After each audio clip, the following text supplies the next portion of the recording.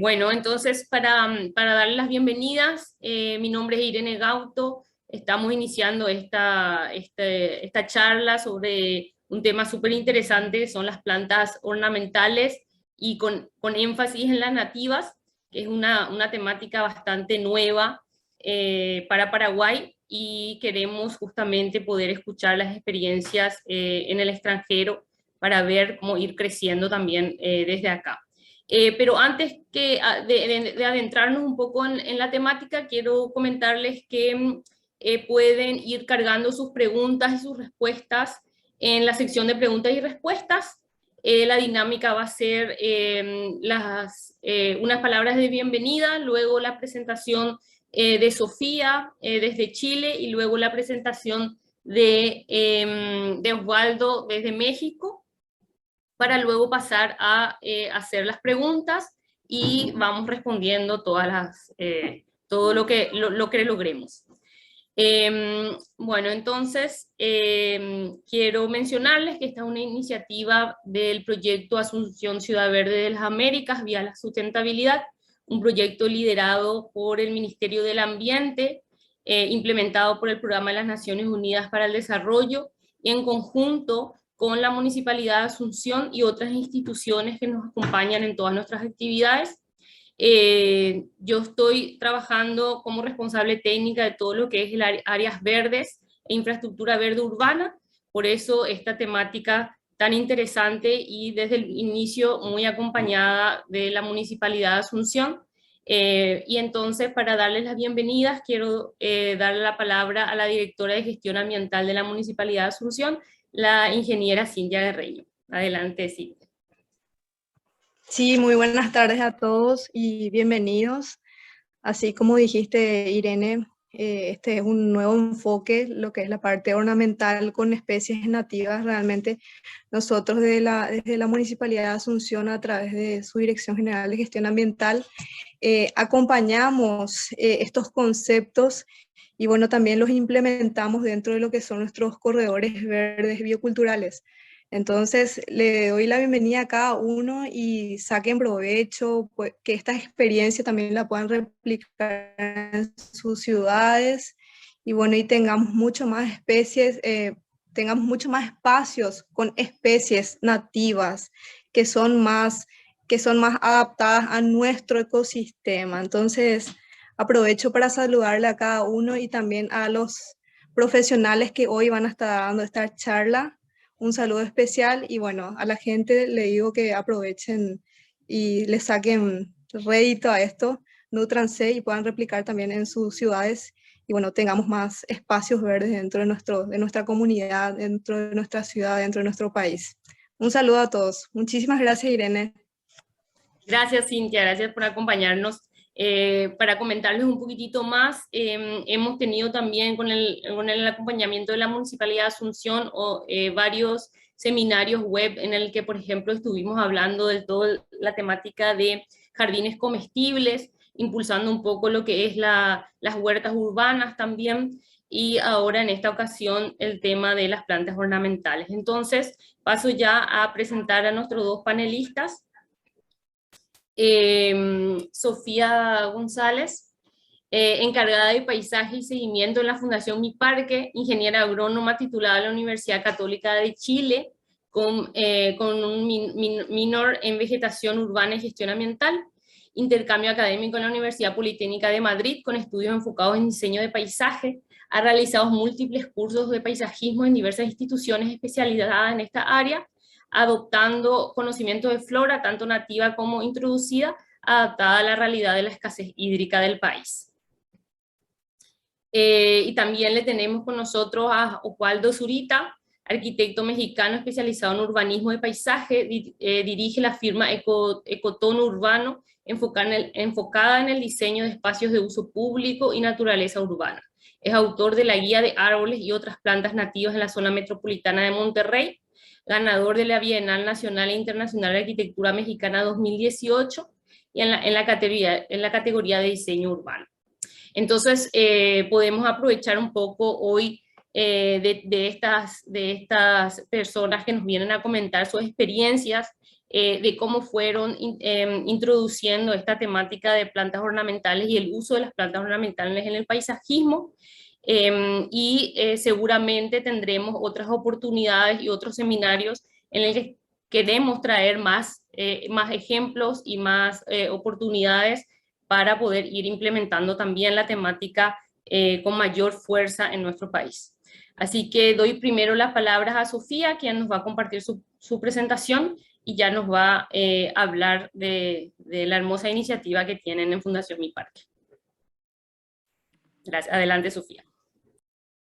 Hola a todos y todas, muy buenas tardes. Bueno, como Irene me presentó, yo soy Sofía González, soy la encargada de Paisaje y Seguimiento de Fundación Mi Parque de Chile, y hoy le voy a hablar de la experiencia que hemos tenido en el uso de plantas ornamentales nativas en los espacios públicos acá en Chile.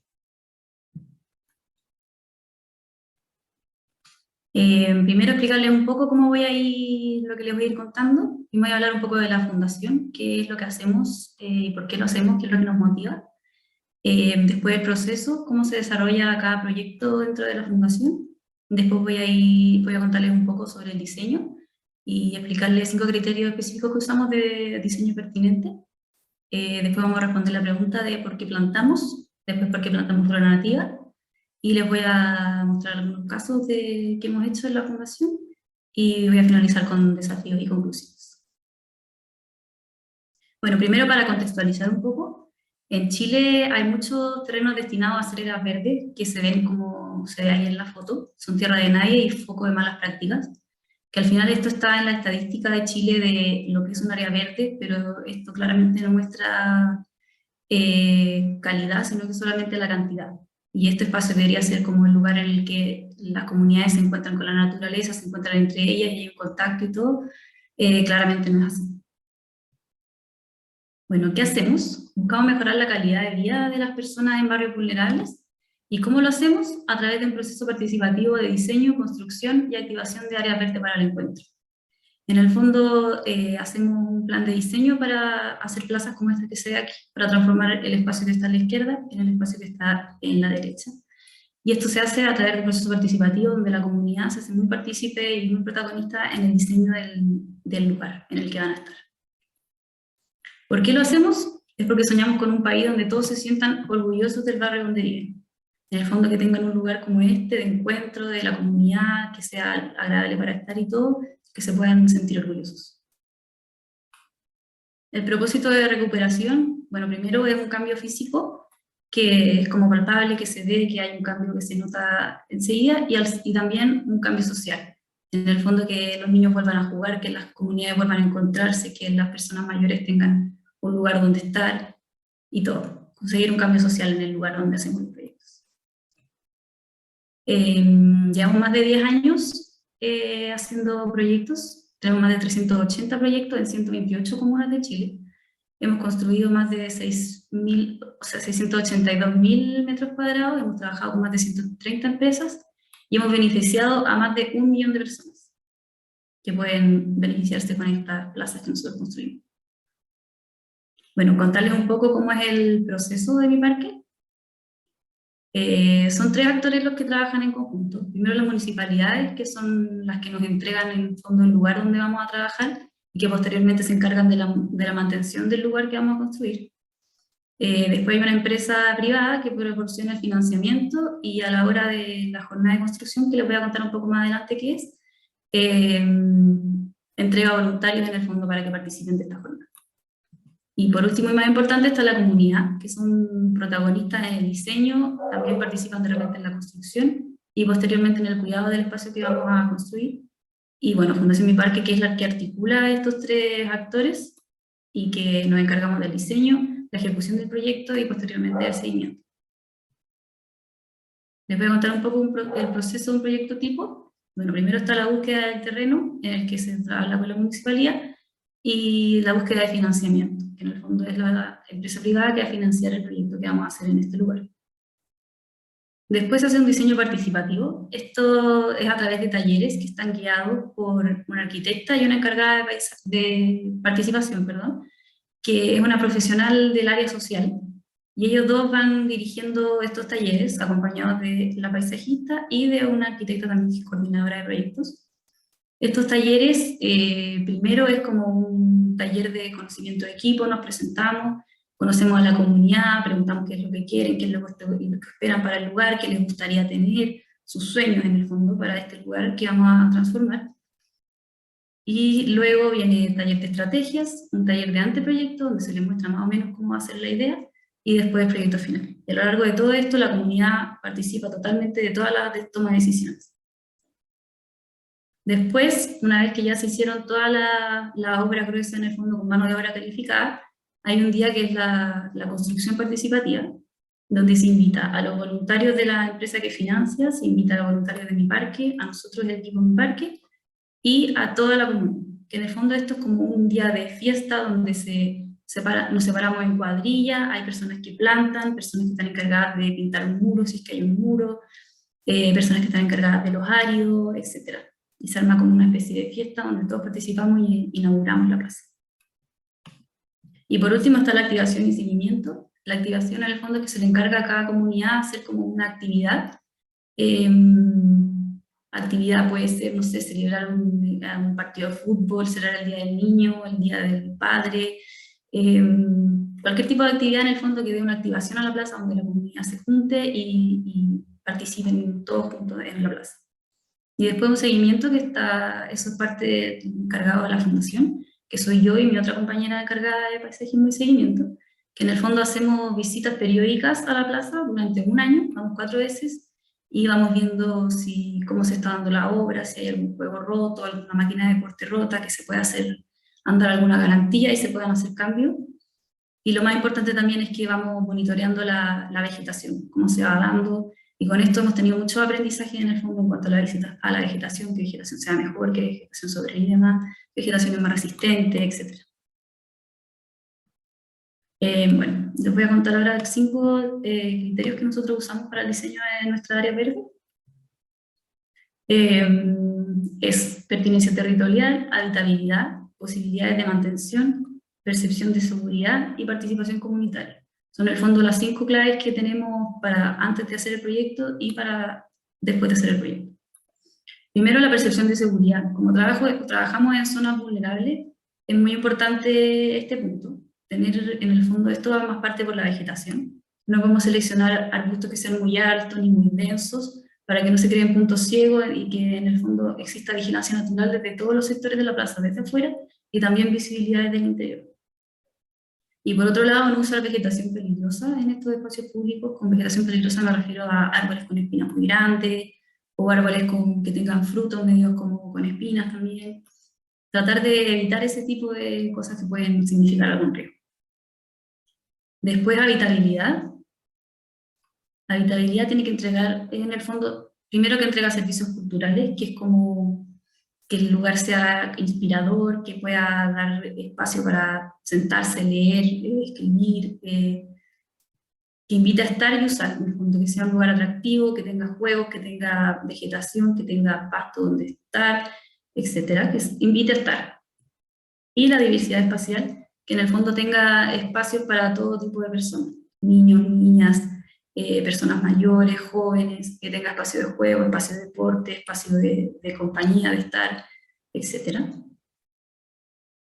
Dentro de la habitabilidad, consideramos las tipologías de estrata y suelo. Con suelo normalmente tenemos 50% como de suelos permeables, que sería el maicillo, con suelos que son blandos, más seguros para niños y niñas, y como que controlan un poco la temperatura, no tanto cemento.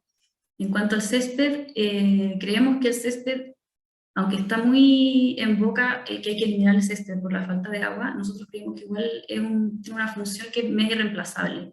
Como que nadie se va a ir a acostar a leer al maicillo o a escribir un libro, un cuento al maicillo. Siempre está el césped, creemos que es necesario, pero nunca supera el 12% de la superficie de nuestro proyecto. Lo usamos pero poquito, y solo si la comunidad lo necesita. Si la comunidad no lo exige, no ponemos césped. Después los macizos vegetales, como con la misma idea de ahorro de agua, dijimos, estos ocupan el 25% de la superficie de nuestros proyectos, aproximadamente, y son siempre de bajo consumo de agua. Y los árboles, la idea siempre es que ponerlos de forma estratégica para que generen sombra, y siempre son nativos y de bajo consumo hídrico. Otro tema que tiene que ver con la habitabilidad es que tratamos de que sea un lugar bonito durante todo el año. Entonces generamos estas tablas. Aquí están las especies de la tabla nombradas como de arriba hacia abajo y de izquierda a derecha. Están los dibujos de cada especie en la tabla. Estas son casi todas nativas, las que les muestro acá, excepto el Paspalum y el Limonium perece. Pero la Lobelia, Solidago, Eryngium, Maitén, pimiento y algarrobo son todas especies nativas. Y bueno, generamos esta tablita donde vemos cuál es el periodo de floración, y tratamos de no dejar ningún mes en el que en el fondo esté todo medio seco por el invierno o sin floración. Otro criterio importante es que siempre tenemos que tener la mantención asegurada de los lugares en los que vamos a estar. Esta mantención es en su mayoría de responsabilidad municipal, a menos que sean proyectos muy rurales.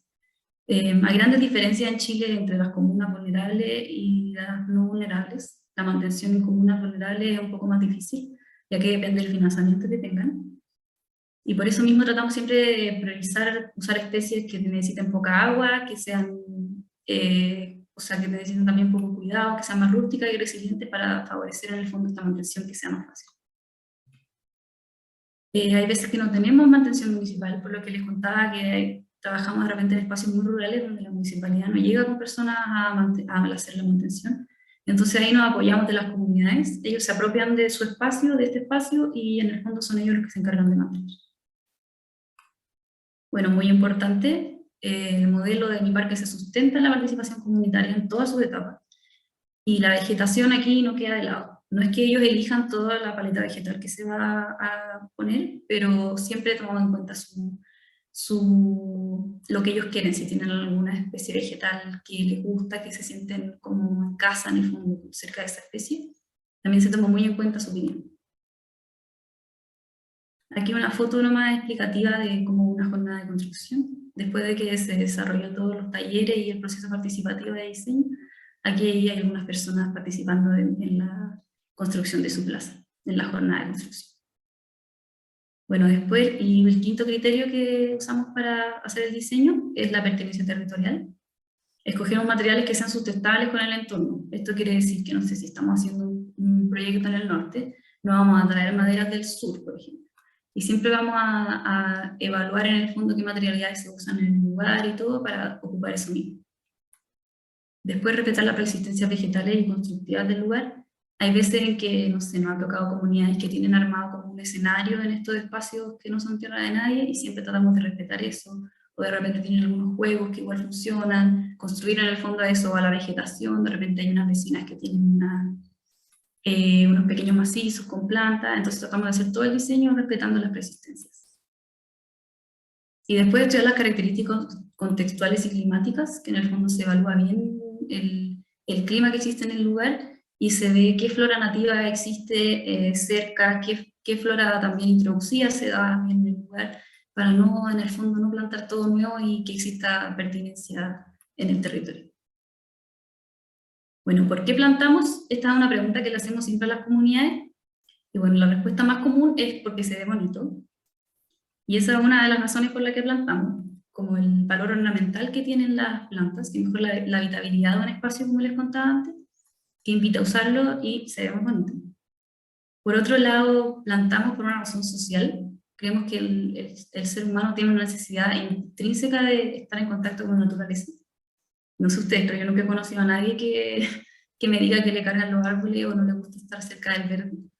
Entonces, como la parte social igual es importante, acercar a la naturaleza a las comunidades, que muchas veces cuando estamos en un sector muy urbano, el único contacto o posibilidad de contacto con la naturaleza es en los espacios públicos. Y también otra pregunta, otra respuesta que nos dan de por qué plantamos, nos dicen que es para limpiar el aire.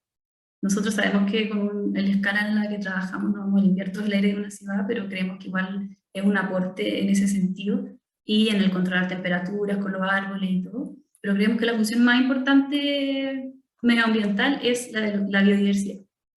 Generar en el fondo condiciones que aporten a la conservación de especies.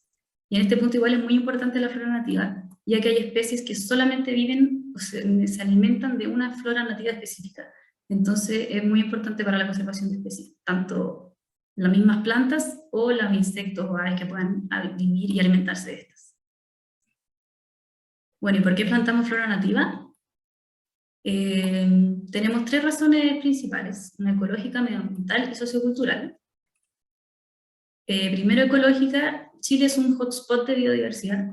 Para estar considerado como hotspot de diversidad se necesita un mínimo de 1.500 especies de plantas endémicas y una alta proporción también de vertebrados endémicos. A la fecha, en el mundo hay 34 hotspots, y Chile, el centro y norte de Chile y una parte del sur somos hotspots de biodiversidad. El 50% de la flora de Chile es endémica. No sé si saben lo que es la diferencia entre nativa y endémica, pero en el fondo nativa es que crece en un lugar, pero también puede crecer en otro lugar del mundo que tenga las mismas condiciones climáticas, pero la endémica solo crece en un lugar específico del mundo. Y en Chile la mitad de nuestra flora nativa crece solo en Chile, es endémica. Bueno, otra razón de por qué flora nativa es una razón medioambiental. Son especies que están adaptadas a las condiciones ambientales de sus zonas de origen y han evolucionado a lo largo de miles de años junto con el suelo, junto con los insectos, junto con el clima, todo ello evolucionando junto con las plantas. Bueno, y actualmente el cambio climático va tan rápido que las especies como que no están alcanzando con su evolución el cambio climático. Entonces es muy importante igual poner estas especies en nuestros proyectos para que así podamos aportar esa conservación. Bueno, en Chile comentar un poco que hay condiciones muy distintas de clima a lo largo del país.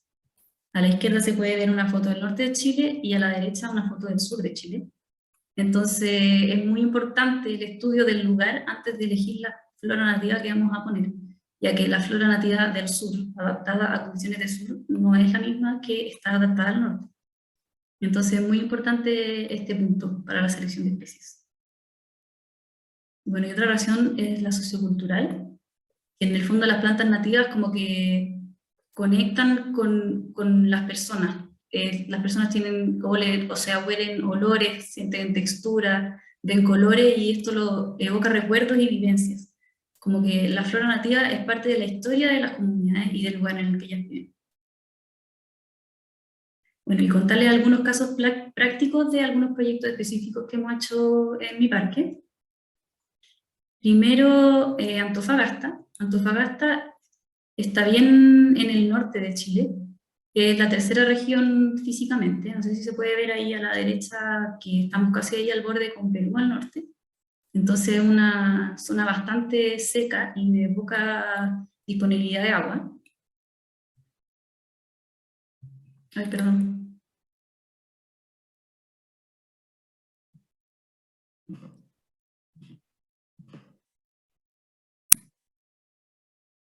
Estamos viendo, Sofía, tu slide. ¿La están viendo? Sí.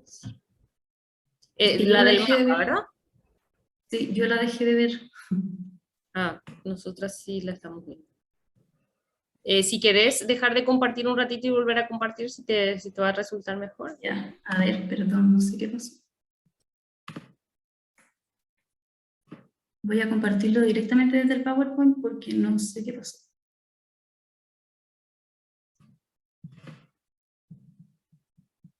Disculpen. Ahí vemos de nuevo. Va.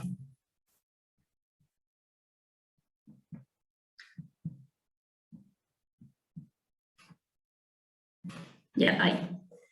Disculpen. Les estaba mostrando entonces el lugar donde está este proyecto específico, que está bien al norte, entonces es un lugar muy seco y con poca disponibilidad de agua. Esta plaza se llama Plaza Antonio Rendick en Antofagasta, como les comentaba. Son 2.700 metros cuadrados, 7.276 personas son las beneficiadas y fue hecho en 2008. El cálculo de personas beneficiadas son las personas que están dentro en el fondo, en el área alrededor de la plaza y que pueden caminar y llegar en 10 minutos a este lugar. Así es como calculamos las personas que son beneficiadas por nuestro proyecto.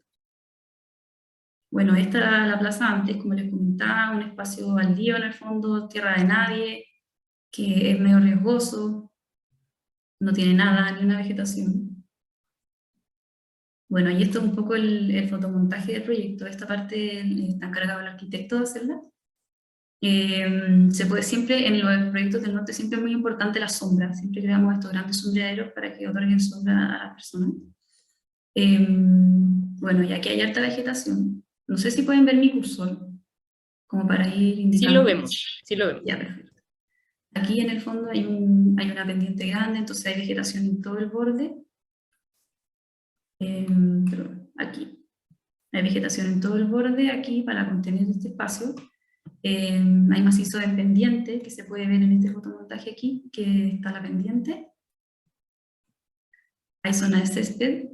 En este espacio, muy al norte, poca disponibilidad de agua, entonces el espacio de césped es muy pequeño, pero la comunidad aquí decían que necesitaban el césped, por eso lo pusimos. Después este sector que hay harto árbol para generar harta sombra, y en el fondo zona de talud que es como más pendiente. Aquí les estaba mostrando un poco los fotomontajes, cómo va a quedar el proyecto. Y bueno, les quise mostrar este proyecto en particular, porque tiene mucha flora nativa este proyecto. La selección de árboles son el chañar, la vilca, el mingán y la tara. Las 4 son nativas. Tienen floración amarilla, que es bastante común en la flora nativa de Chile.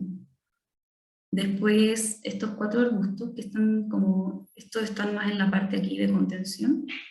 Esta es la chamisa y el chagual, son muy comunes de la zona costera de Chile, en el norte. Están en todos lados, si uno va por las carreteras bordeando el mar, siempre se encuentra con chamisa y muchos chaguales. Esta del chube, que es de la zona norte-norte de Chile, de Arica, que está casi arriba tocando con Perú. Y esta es muy atractiva para el picaflor de Arica. El picaflor de Arica está solo en Arica y se alimenta de flora nativa. Y el coralito del norte se llama este. También muy común del norte, muy resistente y nativo. Después en Cubresuelo y la Miña, aquí hicimos una mezcla. Este no es nativo, el pino poro, el tiquitiqui sí, la pita no, y la estipa sí es nativa. Creo que es importante destacar que nosotros no usamos solo flora nativa en nuestros proyectos, sino que acompañamos la flora introducida con flora nativa. Creemos que es siempre importante tener un porcentaje de flora nativa en los proyectos, pero no somos así categóricos en que hay que tener solo flora nativa. Bueno, así quedó el proyecto. No sé si se acuerdan de la foto de antes, pero es un cambio importante. Aquí se puede ver la zona de césped, aquí la zona de contención en el fondo para proteger a la persona de cualquier accidente que pueda hacer la caída hacia abajo. Y aquí se puede ver la estipa, el coralito, esta es la pita exótica, aquí están creciendo los tiquitiquis nativos, y es una mezcla en el fondo de nativo y exótico en esta plaza. Hay como quedó el sombreadero, que es muy importante, como les decía, en la zona norte. Y otro proyecto que está en Salamanca, este proyecto se llama Yimpo.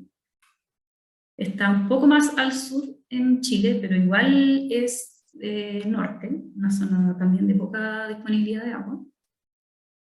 Este era el espacio antes de ser intervenido. Aquí la comunidad, las vecinas tenían un espacio de vegetación nativa aquí, ellas lo tenían muy bien cuidado, entonces el diseño fue alrededor de este espacio. Este igual tenía hartos árboles y todo, bancas, circulaciones, que entonces todo el diseño fue alrededor de esto, de las preexistencias de la plaza. Aquí un poco el fotomontaje, cómo va a quedar, siempre un sombreadero, muy importante, las plantas en el fondo, juegos, espacio con maicillo y espacio con pavimento más duro. Ya, aquí el diseño, principalmente, todo lo que era verde iba a ser vegetación, en un principio, pero eran demasiados metros cuadrados de vegetación, no nos daba el agua, entonces tuvimos que separarlo y hacer macizos florales con gravilla. En el fondo, todo este espacio verde quedó como gravilla y todos los círculos son vegetación, en el fondo rodeada de piedras. Esta fue la selección de especies para este proyecto. De aquí la verbena guanariense, verbena chilena, el pichí romero, la estipa, la escalonia y la correa son especies nativas. Estas otras 5 son especies introducidas, pero también están muy bien adaptadas a la zona, se dan súper bien. Esta es la flor del ajo, no sé si la conocen, pero tiene olor a ajo, entonces mantiene lejos a los conejos, lo que es bien importante igual en zonas rurales. Pero en general son todas plantas y especies muy utilizadas en la zona y muy adaptadas también.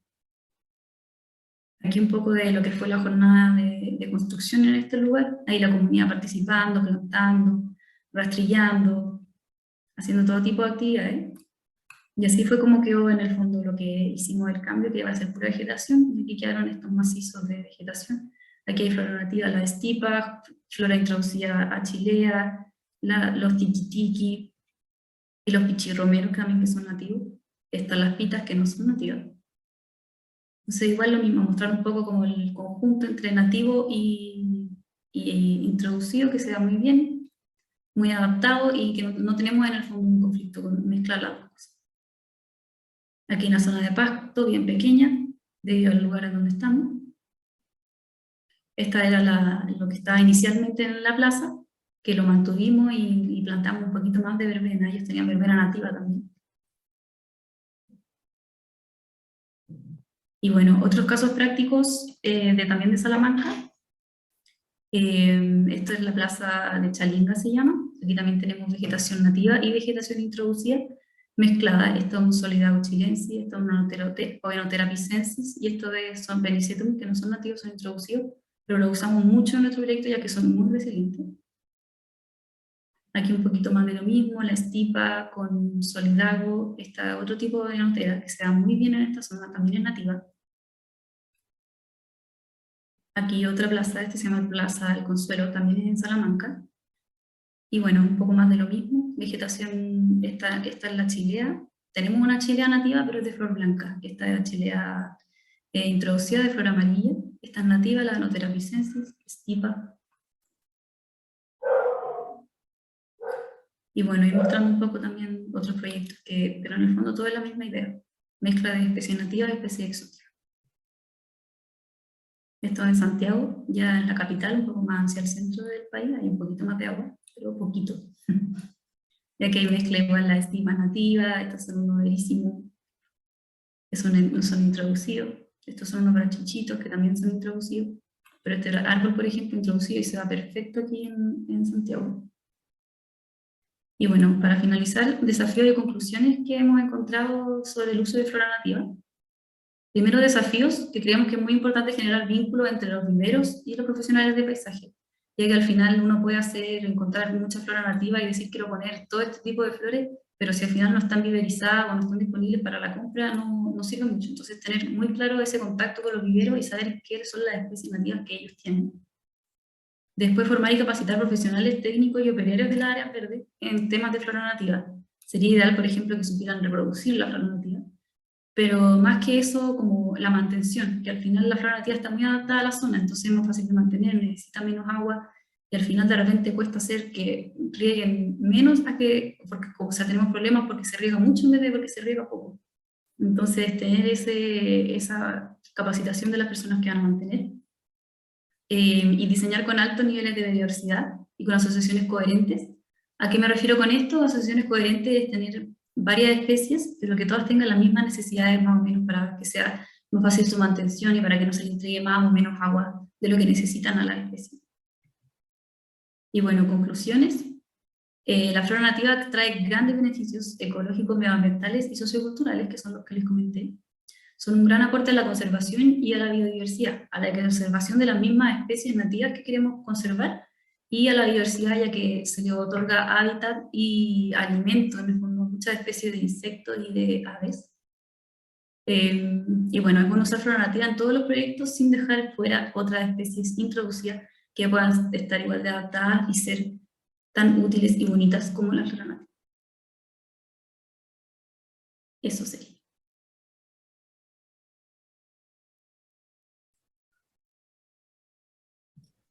Gracias, Sofía. Genial, ahí ya nos están llegando las preguntas. En la sección de preguntas y respuestas le instamos a que nos puedan escribir ahí para que nosotros podamos ir luego respondiendo y juntando las preguntas. Y al final entonces de la presentación de Oswaldo vamos a pasar a la sesión de preguntas y respuestas. Gracias, Sofía, por las hermosas imágenes, hermosos parques a los que ojalá podamos visitar. Te doy la palabra, Oswaldo, para poder iniciar con otra visión de otra parte de Latinoamérica. Muchas gracias, Irene. Muchas gracias, Sofía. Bueno, pues buenas tardes a todas, todos. Desde México les voy a compartir pantalla.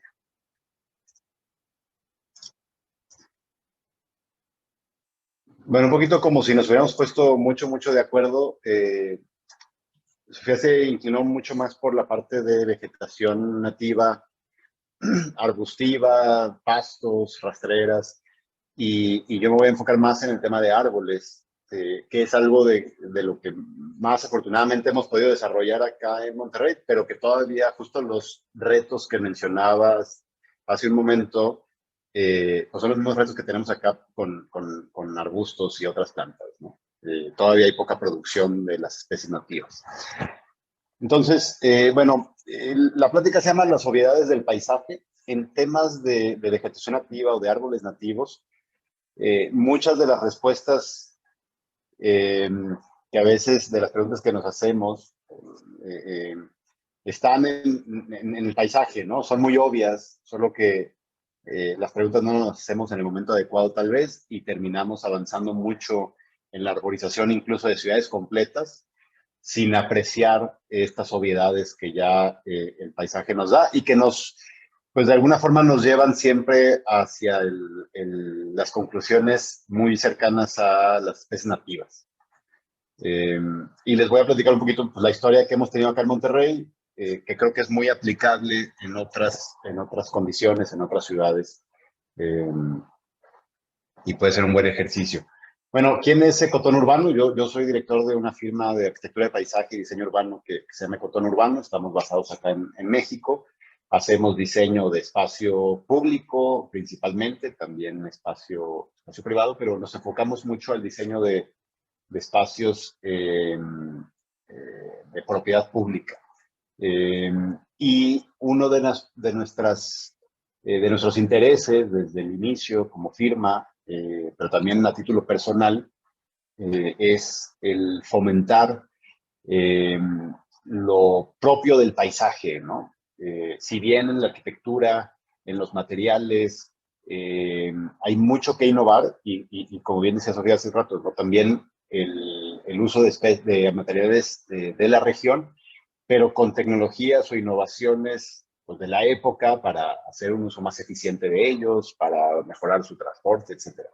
En la vegetación, esa tecnología o esa innovación, donde más nos ha interesado a nosotros implementarla es en la producción de los mismos. No producimos nosotros, pero en conjunto con quienes producen, innovar en ello e innovar en las formas en que plantamos los árboles. Y definir o establecer estándares en ese tipo de plantación, en la forma de plantar o en las preparaciones que tenemos que hacer para plantar, para de alguna forma garantizar el éxito de toda plantación urbana de arbolado público o arbolado privado. Entonces, en ese afán o en ese interés como firma, pues hemos hecho varios ejercicios que tienen que ver con la divulgación o difusión de los beneficios de usar especies nativas. Y bueno, un poco el contexto de la plática pues, tiene mucho que ver con lo que nos tocó a nosotros aquí en Monterrey vivir en términos de ecosistema, ¿no? Difícilmente se va a poder comparar con aquel de Asunción o aquellos de buena parte de Paraguay, pero espero que se puedan hallar como ciertas coincidencias. Nuestra ciudad o Monterrey, para los que no conocen México, está en el noreste de México. Estamos muy cerca de la frontera con Estados Unidos. Normalmente usamos mapas como este que no tienen fronteras políticas porque en términos de ecosistemas y paisajes esas no existen tanto, ¿no? Y Monterrey tiene una condición muy singular que es tener la llegada de todas las humedades del Golfo de México, porque entre Monterrey, Punto Naranja y el Golfo de México no tenemos montañas, es una planicie costera casi, y justamente es en Monterrey, o muy cerca de la ciudad, donde empiezan a levantarse las serranías que forman parte de la Sierra Madre Oriental, y que justamente esas serranías hacen que en Monterrey y zonas aledañas se deposite gran parte de la lluvia que viene del Golfo y que ya no pase al altiplano mexicano, que pues es toda esta mancha más de tono ocre, que es nuestro desierto chihuahuense, ¿no? Y que son, le llamamos el altiplano, a partir de Monterrey, hacia el poniente. La mayoría de las ciudades en ese altiplano están arriba de los 1000 metros sobre el nivel del mar, ¿no? Como mínimo. Monterrey está a 560, más o menos. Y pues somos una ciudad tremendamente extendida. En 1850 teníamos como 36,000 personas y hoy somos 5.5 millones de personas en el área metropolitana. Ya somos 18 municipios que conforman parte del área metropolitana. Y básicamente somos esta entidad construida sobre el paisaje de 45 kilómetros de largo por 23 de ancho. Pero muy, muy definida esta condición urbana o esta geometría urbana por las montañas. Finalmente, las montañas ahora parecieran ser islas en el mar de la ciudad, ¿no? En el mar construido, las montañas se han vuelto islas que desafortunadamente pues ya no están conectadas por los ramales naturales que las conectaban históricamente, ¿no? O como parte del ecosistema. Y eso, obviamente también, toda esta historia de la geometría urbana o de esta mancha urbana extendidísima, pues ha impactado en nuestro paisaje, ha impactado en la forma en que nosotros vemos a nuestro paisaje, y obviamente eso lleva a que ha impactado en cómo nos vemos con nuestro ecosistema nativo. Esta es una vista desde el centro de la ciudad hacia uno de los íconos orográficos que tenemos, que es el Cerro de la Silla. Ahí está un poquito, ¿no? Somos una ciudad de 5.3 millones de habitantes. 100,000 hectáreas forman la mancha urbana de esos 18 municipios. Y en un ejercicio de inventario, estuvimos trabajando del 2013 al 2018 más o menos, en un inventario de árboles en espacio público y privado en el área metropolitana, pero árboles, digamos, urbanos, ¿no? No contábamos aquellos árboles que todavía formaban parte de zonas naturales, ya sea las mismas montañas, que son la periferia de la ciudad, o estas islas entre la ciudad, o tampoco de los ríos como ecosistemas naturales, sino más bien aquellos árboles que de alguna forma fueron muy probablemente plantados por la misma sociedad a lo largo del desarrollo de la ciudad, o que de alguna forma quedaron aislados completamente como individuos dentro de la ciudad, pero que posiblemente estaban desde antes de que hubiera población. Y hicimos este ejercicio que nos permitió hacer algunas proyecciones. Obviamente no inventaríamos el 100% de los árboles de la ciudad, es una tarea titánica que ahí seguimos intentando, pero faltará mucho. Pero nos permite ya empezar a hacer proyecciones según la dimensión de la ciudad, ¿no? Y proyectamos que en la ciudad hay entre 0.8 y 1.3 millones de árboles que se han plantado.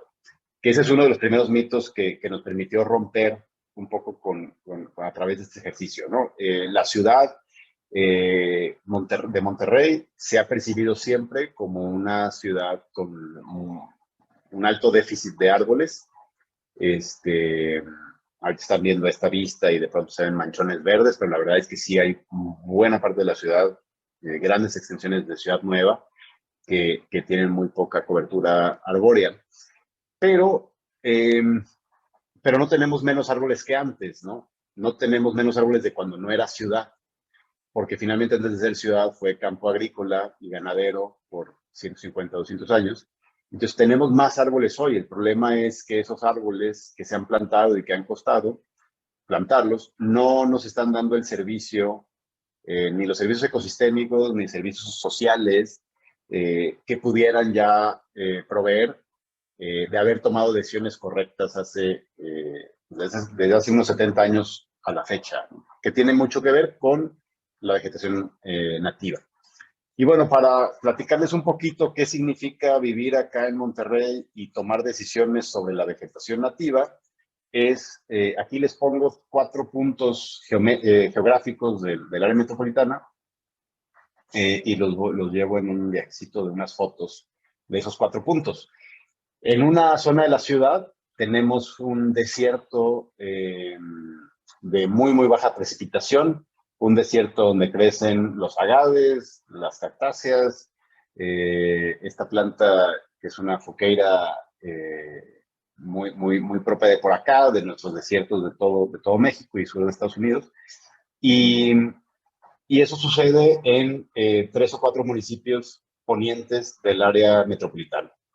Después, en algunos de esos municipios, en su transición hacia los municipios centrales, suceden paisajes como el de la foto 2, en donde siguen siendo desiertos, pero empieza una transición hacia también matorrales submontanos, en donde ya vemos mucho más arbusto, empezamos a ver algunos árboles muy bajos, pero seguimos viendo basilirios y seguimos viendo agaves, etcétera. Y después hay una parte central del área metropolitana de matorral submontano, matorrales donde hay árboles que no crecen más de 4 o 5 metros, a excepción de los escurrimientos de agua o pequeñas cañadas en donde crecen árboles mucho más grandes, pero en las laderas de las montañas, en el valle, el matorral semiespinoso, de hojas pequeñas, o sea, pequeños árboles o arbustos de hojas muy pequeñas, por la deshidratación también, bueno, adaptados a las condiciones climáticas de Monterrey. Monterrey es algo que no comenté, pero el hecho de tener esta planicie costera, estar a 200 kilómetros de ella y que lleguen las unidades del Golfo, nos permite que Monterrey no es que llueva muy poco, pero tiene un reto que es que llueve, el 40% de la lluvia del año cae en un solo mes, en septiembre. Y el otro 30% cae en mayo, y el resto del año pues son lluvias relativamente escasas. Entonces, en nuestros paisajes normalmente parecieran tener esta condición de mayor aridez, porque tenemos 6 meses más o menos con muy poca lluvia y muy, muy altas temperaturas. Ahorita voy a platicarles un poco la condición en la que estamos hoy en Monterrey en cuanto a una sequía muy fuerte, pero en la foto 4, que sigue siendo el área metropolitana, solo que los 2 municipios más sureños están estos paisajes. Hay cascadas, hay arroyos, hay plátanos de árboles de 40 metros de alto, hay cuerpos o encinos de más de 200 años de vida en la misma área metropolitana, ¿no? Entonces eso nos genera también un reto en el paisaje, un reto y un super privilegio, ¿no? Finalmente. Y estar rodeado por montañas, pues nos empieza también a dar una condición paisajística. Perdón, ¿ahí me escuchan? ¿Me puede confirmar? Es que me entró una llamada. Ahí. Te escuchamos. Gracias. Muchas gracias. Y estas montañas pues empiezan a también determinar mucho del paisaje y son orgullo de la ciudad, y nos llamamos, o el mote de Monterrey es la ciudad de las montañas, por estas obvias razones. Y entonces esto va generando también una cultura muy clara de relación con nuestro paisaje. Esta es una descripción, se la voy a leer muy rápido, es una descripción que se hizo hace 250 años más o menos del paisaje de lo que hoy es el Valle de Monterrey, antes se llamaba Valle de Extremadura, el ancho y hermoso Valle de Extremadura entre altas y boscosas sierras, cruzado por varios y caudalosos ríos alimentados por numerosos manantiales, veneros y ojos de agua, y bien irrigado por acequias de aguas claras y murmurantes, bordeadas por, etcétera, etcétera, ¿no? Es una descripción que pareciera para muchas personas habitantes de Monterrey ajena, porque la misma ciudad fue como empezando a esconder esta condición y taparla con la misma construcción de la ciudad. Entonces fuimos perdiendo parte de esta descripción, que recuerden, se hizo hace 250 años más o menos. Un entusiasta botánico de acá de Monterrey que ha producido algunos bosques urbanos muy interesantes, decía cuando alguna vez fue a China y se maravilló de las arboledas urbanas de las calles chinas, Y dice, la diferencia entre las arboledas urbanas de ciudades chinas y las nuestras es que allá plantan árboles chinos y acá nosotros también, ¿no? Porque tuvimos nuestra época de importar muchísimas especies de otras latitudes, que ahorita les platico a qué nos llevó, ¿no? Entonces, nuestra cultura del paisaje, de lo propio, ¿no? De apreciar el paisaje que nos toca tener y sacarle un provecho al momento de hacer proyectos de diseño o parques como los que se mostraban en su momento, o proyectos urbanos. Y les muestro esto que difiere muchísimo de la descripción que se hizo hace 250 años del valle donde se montó Monterrey. Este es el credo de Nuevo León, es un escrito, una especie de poema que hizo un escritor a principios del siglo pasado, que dice, creo en ti, Nuevo León, porque la fertilidad que falta en tu suelo la tienes en el espíritu. Creo en ti porque sustituyes las deficiencias de una naturaleza pobre con la acción tenaz que genera industrias florecientes. Entonces, se dio un rompimiento total entre cómo percibieron pobladores iniciales de la zona el paisaje, a cómo lo percibía la industria, o más bien la sociedad industrial que se empezó a gestar a principios del siglo XX. Y el rompimiento fue mayúsculo, ¿no? Porque no solo el credo se convirtió, o sea, el credo ya decía que teníamos una naturaleza pobre, que maravillosos somos, que pudimos sobrevivir a ella, etcétera, sino que esto se empezó a traducir en creérnosla a lo largo de todo un siglo, a creernos esa condición y a pensar que teníamos que importar especies de otros territorios para poder, de nuevo, ¿no? Como que sobrellevar esa pobreza de suelo o pobreza de naturaleza. Y bueno, esta es la guía de árboles nativos que hicimos en la zona metropolitana de Monterrey. Es una guía que muestra justamente lo opuesto a esa descripción, ¿no? Dice, oye, estos son los árboles nativos, este es su potencial de plantado en áreas urbanas, y esta es su belleza también, porque sabíamos muy bien que de la vista nace el amor, ¿no? Es decir, mucho del rechazo, porque tenemos un rechazo hacia las especies nativas, hace 25 años o hace 20 años, no, más o menos, hace 15 años todavía teníamos ese rechazo, y mucho venía de simplemente desconocer lo que nos rodeaba, ¿no? Desconocer cómo se llamaban los árboles, desconocer los servicios que nos podían dar y también la parte estética que tenían. Entonces, el primer ejercicio que hicimos para tratar de empezar a cambiar la brújula o el sentido de la brújula es, pues enamorémonos, ¿no? de las especies nativas. Antes de empezar a generar regulación o iniciativas públicas, pues empecemos a enamorarnos de ella y hablar de ella como si fuera o aspirar a ella, ¿no? En nuestros espacios urbanos. Y esta es una cronología de lo que hemos pasado en Monterrey en términos de especies nativas, especies de árboles plantadas en el entorno urbano. Tuvimos nuestras 2 décadas de fráxinos, de fresnos, toda la ciudad, árbol que se plantaba, casi era esto, era una sola especie, 2 cuando mucho. Después tuvimos una década que nos fuimos más hacia China y trajimos los truenos o el ligustrum y trajimos uno que llamamos el Chinese Talo Acax, la triadica. Y empezamos una década de ser chinos, ¿no? Y aquí es creo que cuando escribió este amigo esta frase que les mostré. Y en los 90 cambiamos de las especies chinas de bosques más templados a especies tropicales como el ficus. Y durante 10 años no se plantó otra cosa más que ficus.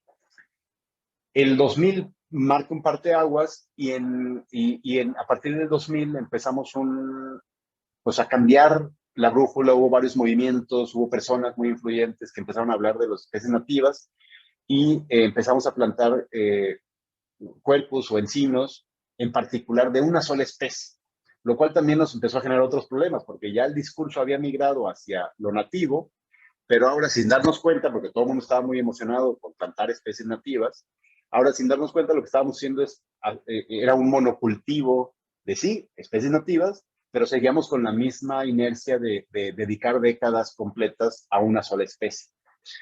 Para darles un ejemplo, en el 2012 los esfuerzos municipales de plantado de árboles en sus parques, espacios públicos y demás, que fue un esfuerzo mayúsculo porque hubo mucho empuje de organizaciones civiles y demás, pidiendo a los gobiernos que plantaran árboles. El 92% de los árboles plantados en esa administración, 2012-2015, fueron una sola especie, Quercus virginiana. El problema de plantar una sola especie es que si un día algo llega a que haga fallar esa especie, como una plaga o una condición a la que no se puede adaptar, si llega, pues, y se afecta a esa especie, pues no solo afecta a esa especie, sino afecta al 92% de los árboles plantados en una ciudad. Y a partir del 2020 empieza un movimiento hacia una mucho mayor diversidad de especies nativas plantadas en el paisaje urbano. Pero hay dos momentos definitorios en el cómo cambiamos de brújula en la última década, ¿no? Los últimos 12, 13 años. En el 2011 y en el 2021 hubo unas heladas muy, muy fuertes que afectaron el área metropolitana o el noreste de México. Heladas que son recurrentes, heladas que pasan cada 30, 40 años, pero como habíamos estado plantando árboles chinos, por ejemplo, de zonas templadas, pues las heladas no los afectaban y no habíamos hecho esa como conclusión de que las heladas podrían afectar nuestro arbolado urbano al estar plantando árboles no nativos. Y este año vivimos una sequía de las más fuertes que ha tenido Monterrey en los últimos 100 años. Aquí, perdón por la foto tan pixeleada, pero no hubo un buen registro fotográfico en esa época. En 2011 hubo una helada en la que tuvimos menos 7 grados centígrados durante un poquito más de 72 horas, entre menos 4 y menos 7 grados centígrados durante 72 horas. Y esto provocó que en esas 72 horas, en 3 días, perdiéramos, en los cálculos más conservadores que se hicieron en ese momento, 200,000 árboles. Así, en 3 días no teníamos 200,000 árboles en la ciudad. O sí, pero vaya, muertos, y después, pues había que retirarlos. Quiere decir que se perdieron de 10 a 20 años de crecimiento en ese arbolado. Estoy hablando de los ficus, esos fueron los que se afectaron en el helada. Más de 500 hectáreas que ya estaban sombreadas dentro de la ciudad fueron eliminadas casi de tajo. Nos costó más de $40 millones retirar y triturar 200,000 árboles, porque había ficus de muy buen tamaño después de 15, 20, 21 años de crecimiento. Y nos costó más de $30 millones como ciudad reponer esos árboles, haciendo un cálculo con árboles, pensando que se repusieron con árboles de 2 pulgadas, ¿no? Árboles pequeños, medianos. Entonces, a la ciudad le costó un dineral el tomar una mala decisión en el 90, en donde alguien trajo el ficus como novedad y después dejamos que fuera creciendo como de moda a casi ya una política pública, ¿no? Porque durante los 90 las reforestaciones municipales dentro de la ciudad o las arborizaciones de los municipios eran con ficus. O sea, ellos promovían el plantado de esta especie. Al cabo de 20 años, en el 2011, todos esos esfuerzos que tienen que ver con dinero o recursos económicos, pero también el tiempo y también el problema que se avecinó después con la llegada de unas sequías y unos veranos muy fuertes durante 2011, 2012, pues nos pusieron en una situación muy comprometida como ciudad. Y después, en el 2022, ahorita, estamos en una sequía extrema. Esta es una de las presas que abastecen agua potable a la ciudad. Esta es la más chica, pero esta foto es de hace 3 semanas, ahorita ya está casi vacía. Y tenemos otra mediana que está hoy, de hecho nos dieron la noticia de que ya no se va a poder sacar agua de ahí, ya están saliendo lodos. Y solo nos queda una que es un poco más grande, bueno, mucho más grande, que está al 40%, ¿no? Y esto nos hace de nuevo establecer conversaciones sobre, bueno, ¿y qué estamos haciendo con nuestros espacios verdes públicos, ¿no? Porque ya no los podemos regar, vaya, obviamente con agua potable pues no los podemos regar, pero incluso las aguas tratadas empiezan a ser un debate muy grande porque estás usando recursos para tratar agua, para riego, cuando ese recurso como municipios, como Estado, pudiera estarse dedicando a implementar tecnologías inmediatas para agua potable. Y estas fotos, estos casos ya de estudio que les quiero mostrar ahorita, son dentro de una calzada, digamos, la calzada del Valle, es una calzada, bueno, son dos calzadas que hacen cruz, muy reconocidas en la área metropolitana, son unas calzadas de 40 metros de ancho, que hasta hace, o sea, en el 89, 1989, eran pues 2 camellones de 5 kilómetros de largo en total, por 40 metros de ancho, 2 camellones de nada, ¿no? De terreno baldío. Y una administración en el 89 decidió plantar árboles para un día hacer un bosque urbano allí. Y hay una pista de correr, ¿no? Bueno, hoy, después de esos años, pues es un bosque. Es un bosque urbano muy interesante, con una buena diversidad de árboles. La mayoría de ellos son nativos en especies, más no tal vez en la cantidad de árboles plantados. Algunos de esos árboles han crecido de tal tamaño que ya es muy difícil incluso percibir si son plantados o ya estaban cuando se hizo la avenida. La verdad es que de los que estaban son muy, muy poquitos y sí están medio identificados. Pero lo que les quería mostrar es que ante la sequía se han tomado decisiones municipales de no riego en áreas verdes, ¿no? No riego en general. Obviamente no riego al pasto o al césped, pero en algunos casos, en algunas áreas, pues no riego a los árboles tampoco. Y llevamos tal vez 3 meses, mayo, junio y lo que va de julio, con temperaturas máximas diarias arriba de los 37 grados. Ahorita, por ejemplo, hoy estamos como a 40, y sin riego, ¿no? Y sin lluvia por la sequía. Entonces, vemos como especies introducidas, como esta Magnolia grandiflora, que estuvieron desde que se empezaron a plantar por estos territorios hace 30 años, pues no habían tenido problema. Hermosas, a la gente les gustan mucho, no es que se planten demasiado, pero ningún problema. Y entonces uno puede empezar a creer que es una especie introducida adaptada, porque han pasado varias décadas y el árbol crecen bien, no desarrollan plagas fácilmente, etcétera. Pero se necesita un fenómeno como la sequía actual para empezar a hacer notar que lo introducido para lograr decir que está adaptado, pues necesitamos que pase varios ciclos, ¿no? Y difícilmente con las incertidumbres de los cambios climáticos que se dan ahora, podemos determinar de cuánto tendría que ser ese ciclo para ya decir, bueno, esta está adaptada, ¿no? Entonces, estamos perdiendo la mayoría de las magnolias en espacios públicos que no se pueden regar, y esto ha pasado en 3 meses, ¿no? O sea, esa magnolia dejó de recibir agua hace 3 meses y hoy ya está, de hecho, esta que está en la foto ya está determinada como muerta. Ayer el organismo que administra esos espacios ya determinó que está muerta. Y siempre pongo una foto del lado derecho con especies nativas que son de territorios similares al valle en donde está esta parte de la ciudad, donde está este camellón o donde está este bosque urbano, y están en plenitud, ¿no? No quiere decir que no hayan tenido efectos también diferentes este año. Por ejemplo, la mayoría de nuestras especies nativas tuvieron flores de forma mucho más tardía que en otros meses, en otros años, perdón, y además mucho más, más largas. Teníamos flores de ciertas especies que normalmente en febrero tienen flor, a veces hasta principios de mayo tuvieron flor.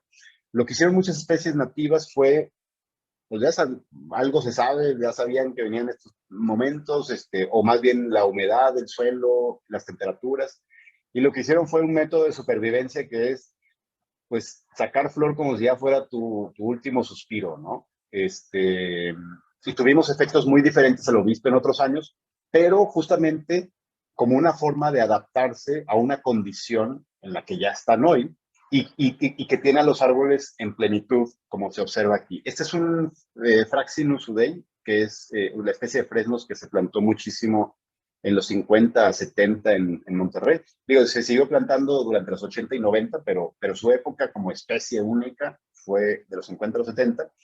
Y este fresno ya estaba en la calzada, tiene más o menos 40, 45 años, contra este encino, este Quercus virginiana del lado derecho, que tiene pues la edad de la calzada, que es del 89 para acá, tiene 33 años. y ya tiene una condición de tamaño, siendo especies que normalmente en buenas condiciones crecerían muy similares en escala, ¿no? Y ya las condiciones son completamente diferentes. A pesar de que el fresno se considera como una especie adaptada ya a las condiciones de Monterrey, pues realmente el adaptada siempre debe de tratarse con cierta cautela, porque está adaptada a las condiciones que le ha tocado vivir en esos 30, 40 años, no tal vez a unas tan rudas como las que estamos viviendo hoy. Este es otro ejemplo, estos son unos cuerpos macrocarpa muy del norte de Estados Unidos, o de los valles de Estados Unidos centrales y cerca de las montañas, que aquí crecieron fabulosamente durante 30 años, pero espectacularmente, posiblemente fue el árbol que más rápido creció en la calzada. Hoy son de los árboles más grandes, pero se están muriendo, porque no hay agua que alcance de la que cae naturalmente y que no está cayendo, para soportar ya un árbol de esta dimensión. Entonces nos vuelve a pasar lo mismo.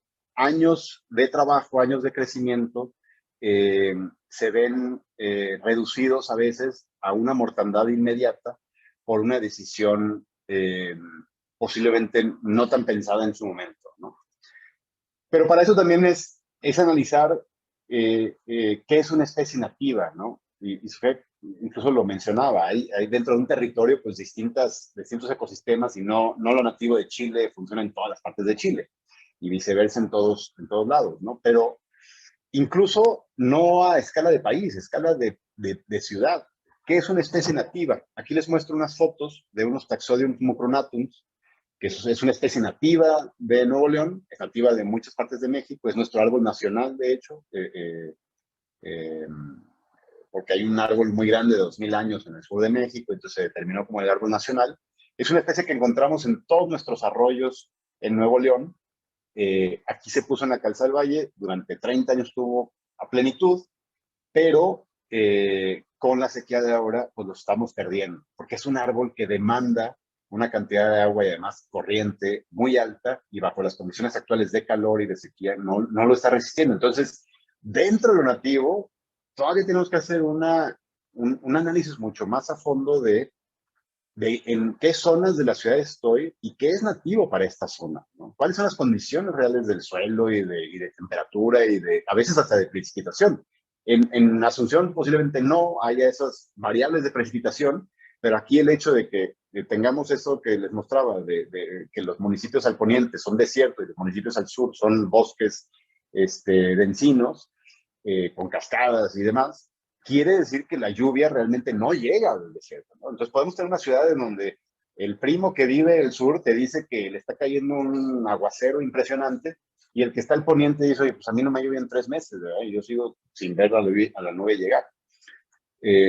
Aquí un ejemplo entre dos taxodiums y un Quercus virginiana al fondo, bajo las mismas condiciones de temperatura, suelo, riego, y cómo empieza a afectar de forma muy diferente a unos y otros. Y bueno, pues queda en novedades del paisaje, porque el Taxodium mucronatum, pues todos sabemos que crece aquí, ¿no? A la orilla de ríos, y siempre con agua corriente y no de temporal incluso. Entonces, es nativo de Nuevo León, es nativo del área metropolitana, porque tenemos arroyos en el área metropolitana llenos de Taxodium, pero posiblemente no es la mejor especie para plantar en un jardín o parque, ¿no? Entonces, una gran inversión puede ser de riesgo. Una gran inversión me refiero a, yo puedo meter mi lana a la bolsa y pedir que le metan el riesgo mayúsculo, pero solo si los rendimientos prometieran ser magníficos. Si los rendimientos de estos riesgos que estamos tomando, plantando árboles que no son nativos para espacios públicos o no públicos en nuestra ciudad, si los rendimientos pues no son magníficos, porque ya sabemos que no es que vayan a crecer más rápido, no es que vayan a crecer mejor, no es que vayan a vivir más años, no es que nos vayan a dar más frutos, más bien no hay promesa alguna, y aún así estamos a veces tomando los riesgos de plantar especies no nativas. Yo también coincido con Sofía en el que no quiere decir que todos los árboles, todas las especies sean nativas de arbustos, herbáceas, de árboles, etcétera, pero sí tenemos que analizar también el futuro al que nos llevará cualquiera de las decisiones tomemos, ¿no? Y ahí termino, Irene, ya me ibas a cortar, entonces ya no te preocupes. Ya terminé. ¿Qué tal, Osvaldo? No, justito a tiempo para empezar un poquitito nuestro debate con las preguntas.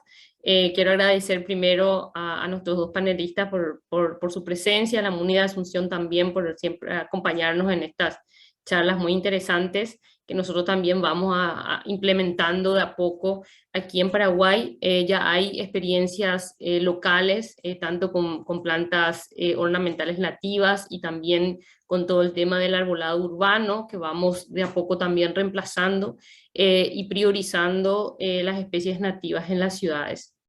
Entonces voy a ir leyendo algunas preguntas para ir respondiendo. Algunas preguntas para Sofía. Preguntan si tuvieron casos de oposición de los pobladores sobre el uso de plantas nativas como ornamentales y preferencias sobre las exóticas. No, la verdad nunca nos ha pasado que tengan algún problema, de hecho les gusta.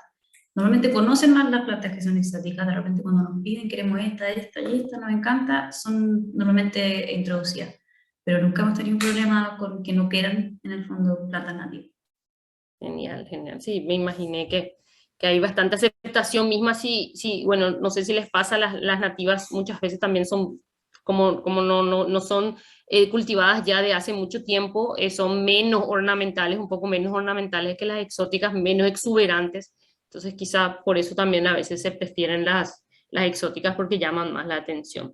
Otra pregunta, ¿cómo consiguen reproducir ciertas especies que están en peligro? ¿Acuden a expertos botánicos? ¿Cómo es la relación que ustedes tienen para obtener esas plantas nativas? Complementando un poco esa pregunta. Mira, nosotros como fundación no producimos plantas. Claro. Las compramos normalmente, acá hay dos viveros que son como los más grandes de flora nativa, que son el vivero Pumahuida y el vivero Los Quebrachos, que está más al norte. Pumahuida está acá en Santiago. Y ellos en realidad, Pumahuida tiene solo plantas nativas y tienen muchas. Y la dueña de ese vivero es como muy experta en el tema. Entonces está siempre sacando nuevas especies, reproduciendo nuevas especies, estudiando cómo se le dan. Tiene varios años ya de estudio en el fondo en esa especie nativa.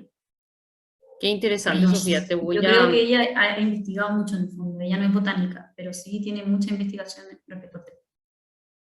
Muy interesante ese dato y la verdad que voy a escribirte para que me puedas pasar mayor detalle sobre eso. Sería interesante poder ahondar un poquitito también para nosotros. Así como mencionaste, es todo un conflicto el hecho de conseguir plantas nativas, tanto árboles como ornamentales, herbáceas y arbustos en los viveros. Es también un desafío grande que nosotros tenemos acá en Paraguay. También ¿ustedes tienen alguna experiencia con el tema de desarrollo de jardines verticales en espacios públicos de Chile? ¿Ustedes no trabajan tanto con esa temática?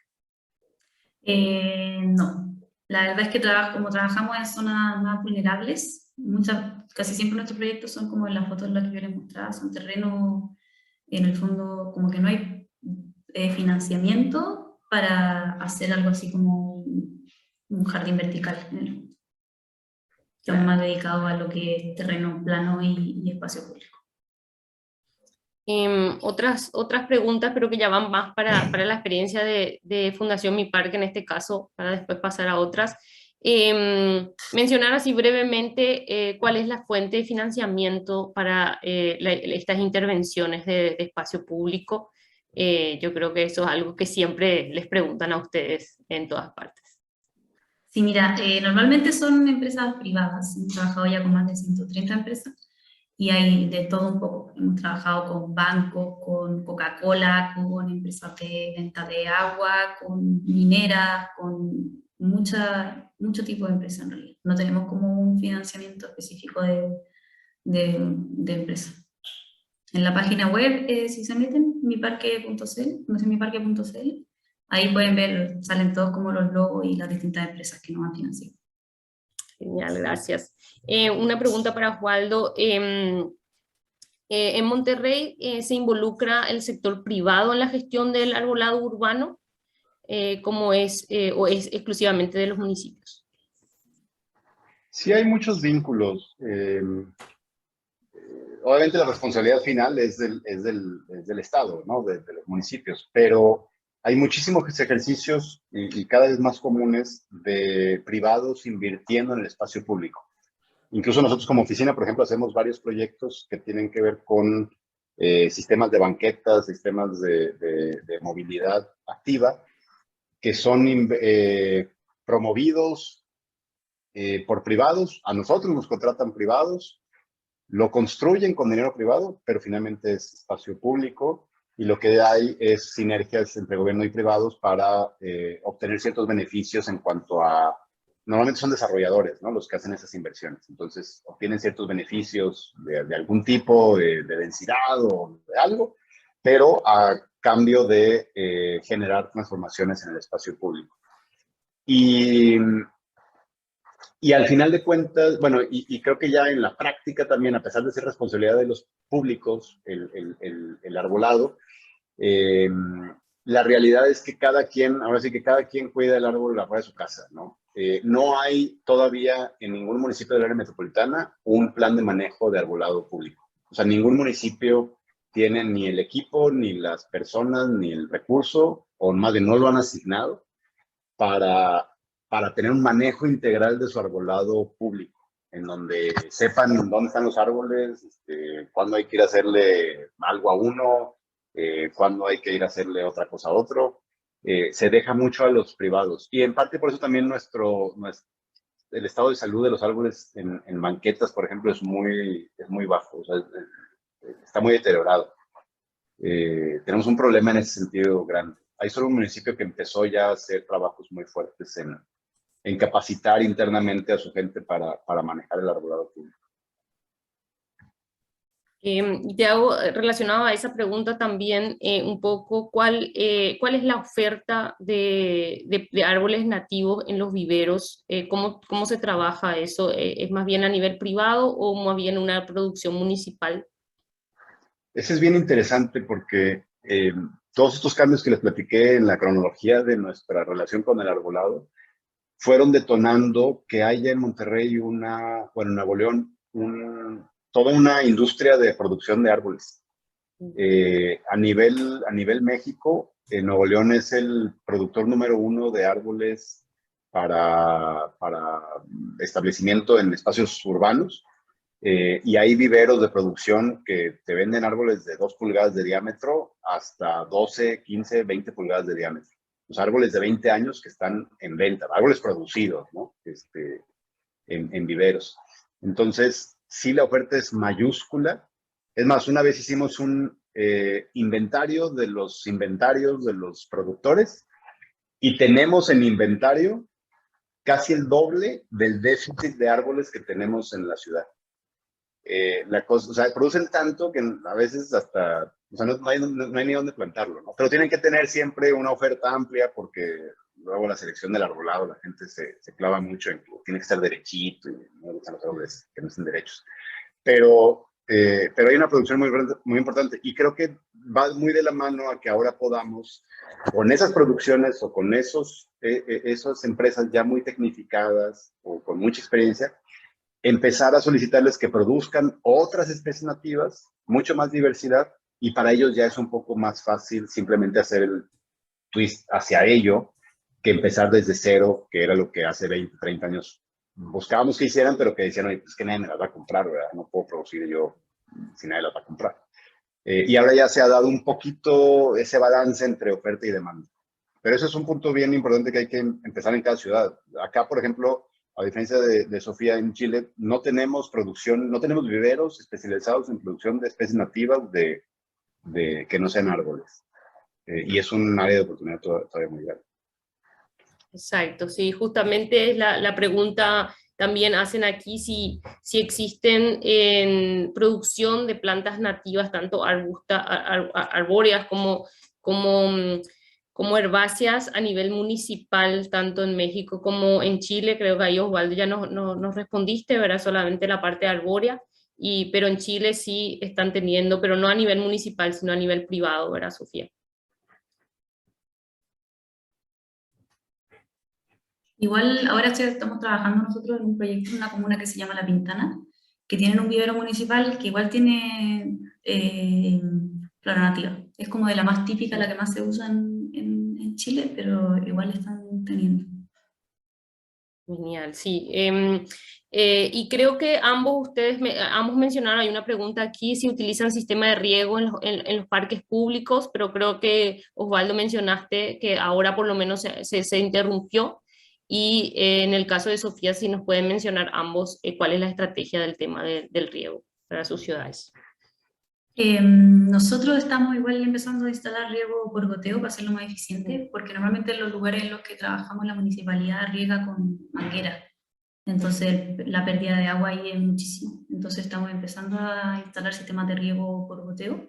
Normalmente no son con programación. La misma municipalidad o las comunidades tienen que activar el riego y esperar que riegue y después cerrarlo. No está tan tecnificado, pero se está avanzando harto en ese ámbito. ¿Y ustedes, Osvaldo? Acá es muy variable. El deber ser, creo yo, podría ser riego por goteo. O sea, de hecho, así es como especificamos nosotros. Es un riego muy eficiente. Realmente el agua va donde se necesita y el viento no se la lleva y se evapora menos. Pero es un sistema también más costoso, obviamente, que pasar con una pipa de agua, tratar de echar el manguerazo a todo galope. Pero entonces esa segunda es la práctica más recurrente entre municipios, pero la verdad es que eso pues, tiene que cambiar porque pues es tirar agua, ¿no? Estamos tirando agua por todos lados. Aunque sea tratada y toda la cosa, pues no. Un árbol no necesita, unas plantas así, unos arbustos, pues, que les caiga la fuerza del agua de una pipa, ni le beneficia y estamos tirando el agua. Pero sí es un reto porque el costo de un riego por goteo pues, es alto para los recursos municipales muchas veces. Exacto. Bueno, quiero agradecer a todos, dar algunas reflexiones también sobre esta temática. Creo que en cierto modo hay avances a nivel de Latinoamérica en diferentes ámbitos, tanto en la parte arbórea como en la parte de paisajismo con herbáceas nativas. También acá en Paraguay estamos empezando esas nociones. También hay una gran dificultad que me imagino que ustedes también encuentran, es que en los cultivos, ¿verdad? Los viveros, no siempre los técnicos, a nivel técnico, se sabe realmente cuáles son especies nativas, ¿verdad? De pronto ya hay un sistema ya de años implementado con especies exóticas que mucha gente ya las asume como nativas, pero no hay realmente un estudio o un mercado que certifique que ciertas variedades o especies son realmente nativas. Y también existe toda la temática, no sé si de repente pasa aquí en Paraguay un poco al impulsar el tema de las nativas, es también el tema del impacto de la conservación, que puede ser positivo como puede ser negativo también. Nosotros tenemos una cultura muy de plantas medicinales y muchas nativas, y ocurre mucho que son extraídas de forma directa de los bosques. Entonces hay muchas especies que se encuentran en peligro justamente por la presión que tienen de ser arrancadas, ¿verdad? Directamente del ambiente natural. Y es un poco lo que puede ocurrir también con las nativas, que es lo que nos ocurre de pronto con las cactáceas y con las orquídeas nativas, que son sacadas directamente de los ambientes naturales, de los bosques, de las áreas protegidas, y luego comercializadas. Entonces, ahora que estamos adentrándonos un poco a promover el cultivo de plantas nativas, el obtener las semillas, el obtener los primeros parentales, es también toda una situación delicada con respecto al tema de poder obtenerlas de los espacios naturales. Entonces, es una temática que estamos hablando con el Ministerio del Ambiente para ver cómo se maneja el tema de la conservación de la biodiversidad a nivel de nativas. Quiero agradecerles mucho por este intercambio. Espero poder seguir en contacto. pueden buscarle seguro en las redes a ambos, a la Fundación Mi Parque, para poder conocer más sobre lo que ellos están trabajando, y nosotros estaremos ofreciendo más seminarios parecidos a este sobre la temática de plantas nativas, tanto todo lo que es el arbolado urbano como el paisajismo. Entonces, muchas gracias a todos y gracias Osvaldo y Sofía una vez más. Muchas gracias a ustedes, Irene, y mucho gusto. Sí, muchas gracias por la invitación.